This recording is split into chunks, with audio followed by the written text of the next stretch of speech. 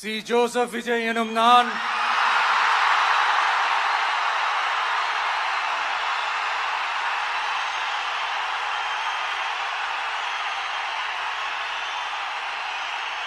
சட்டப்படி அமைக்கப்பெற்ற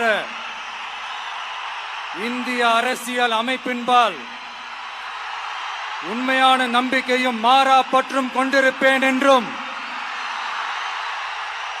இந்திய நாட்டின் ஒப்பில்லாத முழு முதல் ஆட்சியையும் ஒருமையையும் நிலைநிறுத்துவேன் என்றும்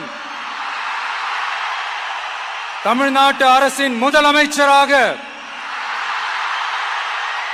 உண்மையாகவும் உளச்சான்றின்படியும் என் கடமைகளை நிறைவேற்றுவேன் என்றும்